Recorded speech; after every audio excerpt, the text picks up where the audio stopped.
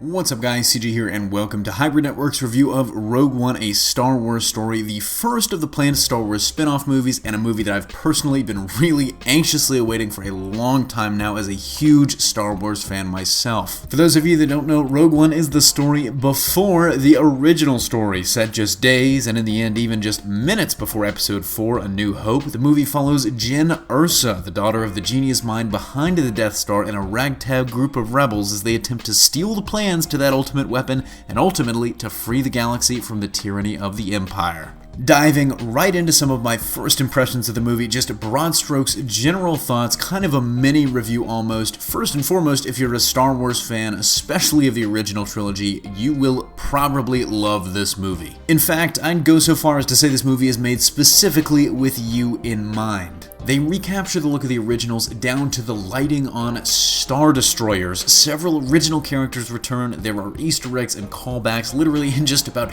every scene, and it is spectacular. There were a few that had me literally freaking out in my seat in the theater, and believe it or not, some from the EU as well. Aside from Empire Strikes Back, this is definitely the darkest Star Wars movie yet made. In fact, it's probably even darker than Empire, to be completely honest. This is a time of war, and they really immerse you in that war. You see the rebellion at its most vulnerable, when their backs are most up against the wall, and the mission has a very real sense of urgency and desperation because of it. The film is also just beautifully shot. The cinematography, in my opinion, is easily the best of the Star Wars series thus far, and Rogue One has just set a very high bar for future movies, both in the main saga and future anthology films. Despite that glowing start, it is not a perfect movie. There are some definite issues with character depth and pacing in the first two acts, but thanks to a balls-to-the-wall third act and a good story, Rogue One lived up to my personal very high levels of hype. So here's how we're going to do this. I'll run down the central characters, my favorite and least favorite things, and then we'll do the final score and where I rank this in with the other movies. And if we're talking characters, we have to start with the leading lady herself, and this film is headlined by a solid performance from Felicity Jones as Jyn Erso, and I can tell you right now,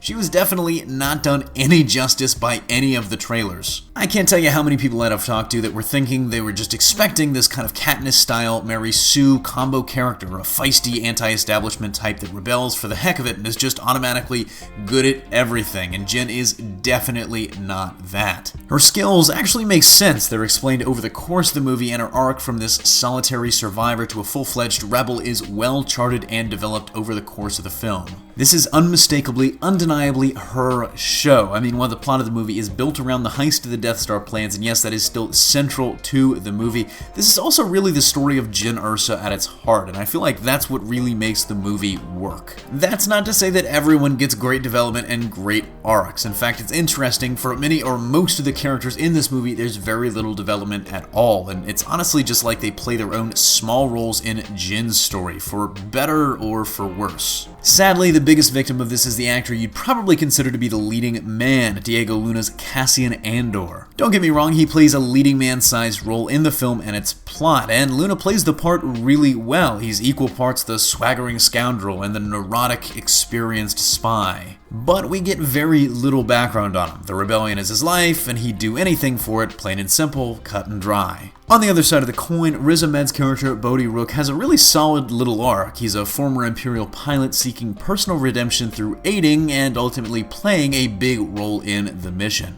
Donnie Yen and Zhang Wen both turn in solid performances as the ass-kicking Chirrut and Baze, and their story is really one of the more interesting ones in the film that sadly doesn't get much more run or explanation before the credits roll. The real scene stealer, though, is Alan Tudyk's former Imperial droid K2SO. Think a more snarky, cooler under pressure version of C-3PO mixed with a dash of Chewbacca, and I think you've got K2. He really has the best and honestly the most memorable lines in the movie, and at the end of the day, if you had to choose, I think he's the one character you'll be wanting more of leaving the theater. As for the main baddie of the film, director Krennic, played by Ben Mendelsohn, is an interesting change of pace as far as Star Wars villains go, which I guess can pretty much be said about this entire movie, right? He's more of a self-interested, power-hungry, career-motivated company man. Krennic is the lead officer on the construction of the Death Star project and views that position and the Death Star's success as a major point of personal pride. That pride is what leads to some conflicts and chafing with certain Imperial superiors. No spoilers, a fact which both grounds him and interestingly makes him kind of relatable as far as villains in the Star Wars universe go. Make no mistake, you're still rooting against him though. But what would we be doing if we didn't talk about the man in black himself, Lord Vader? And I really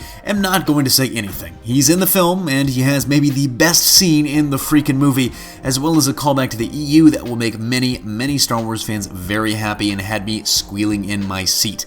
That is all I'm going to say. The one character that disappointed me the most, though, has to be Forrest Whitaker's Saw Guerrera. I was really hyped for him. I mean, both as a big fan of Forrest Whitaker's previous work and as the first point of crossover from the animated universe to the big screen. And I don't know if it was just the way he chose to play the role, or if it was the direction, or if a lot of his scenes got left on the cutting room floor, but he just felt kind of off, and not to mention dramatically underused. Moving on to my favorite thing about the movie, it's kind of hard to pin down. I mean, as a fan, I love the callbacks, and the Easter eggs had me literally squealing in my seat time and time again, and I'm just gonna cheat here, I just love the entire third act. I saw someone on Twitter describe it as a religious experience, and in my mind, that's 100% correct. It is balls to the wall insane. It's some incredible action, some great emotional moments, and not to mention one of the best space battle scenes that we've seen in the Star Wars franchise to date. As for my least favorite thing, this will be brief. There is a bit of jarring, relatively atrocious CGI for a certain character in the film. I thought he was going to only appear sparingly, maybe just once, but nope, he is there a lot in the movie, but he's thankfully saved by a very good impression underneath. And if you're worried that's Vader, that's not Vader. Vader is great. This is a completely separate character. Overall, I'll give Rogue One: A Star Wars Story an 8.5 out of 10. As a fan, I want to give it a 10 or a closer to 10, but it does have some issues, and if I turn my fanboy blinders off just a little bit, I really can't deny them. But that doesn't stop it from being a very fun ride that Star Wars fans especially will enjoy immensely. I think this is my third favorite film in the Star Wars series, even as a fan who's been watching these movies literally for longer than I can remember. For me, it goes Empire Strikes Back, then A New Hope, then Rogue One, then The Force Awakens, Return of the Jedi, Revenge of the Sith, Attack of the Clones, and Phantom Menace in that order. But that's going to do it for this review. Let me know what you thought of the movie if you've seen it and where you rank it in the Star Wars pantheon in the comment section down below. And as always, smash that like if you like what you saw and subscribe for more great content every single day. Signing off, this is CJ, and I'll see you next time.